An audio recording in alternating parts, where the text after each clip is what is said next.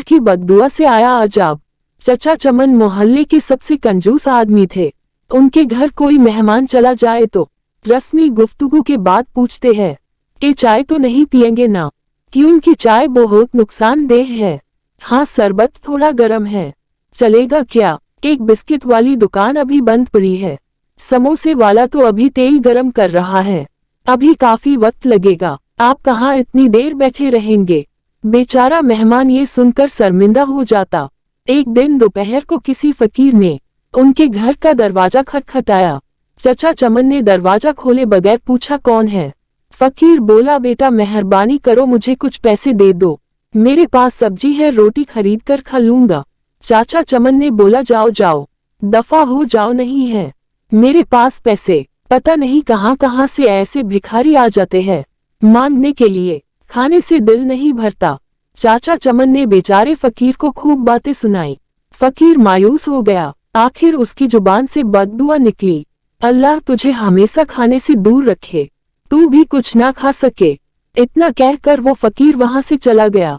कुछ दिन बाद चचा चमन के पेट में शदीद दर्द उठा। दर्द इतना शदीद था कि वो तड़प उठा। घर वाले उनको हॉस्पिटल ले गए। हॉस्पिटल में चचा चमन के मुख्तलिफ टेस्ट हुए। आखिर पेट के दर्द का पता चल गया। डॉक्टरों ने हिदायत की कि 15-20 दिन तक हॉस्पिटल में ही रहना होगा ताकि मुकम्मल इलाज किया जा सके।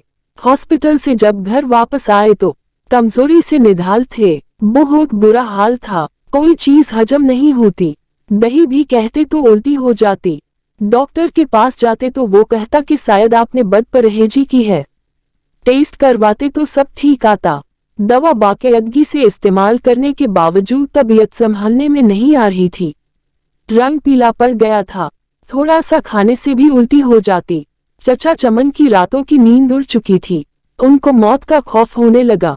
सोचते सोचते उन्हें नींद आ गई।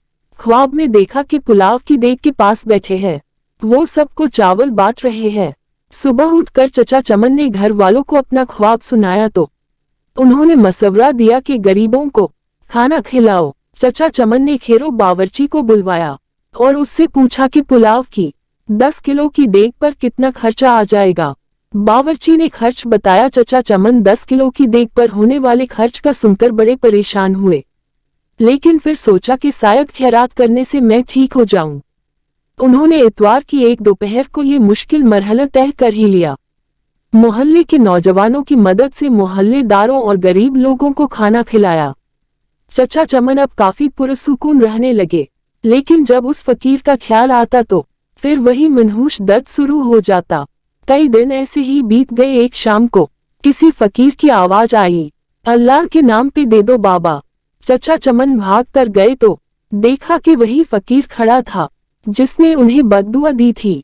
चचा चमन उस फकीर का हाथ पकड़कर अपने घर के अंदर ले आए। फौरन ही उन्होंने अपने बड़े लड़के को होटल से कई किस्म के खाने लाने के लिए भेजा। कुछ ही देर में लड़का होटल से बहुत सी खाना ले आया। चचा चमन और फकीर ने पेट भर कर साथ में खाया। जाते वक्त फकीर बहुत खुश था और अल्लाह से दुआ की कि या रब तू इस इंसान की सारी परेशानियां दूर फरमा और इसे सेहत अता फरमा। एक हफ्ता इलाज के बाद चचा चमन मुकम्मल तौर पर सेहतयाब हो चुके।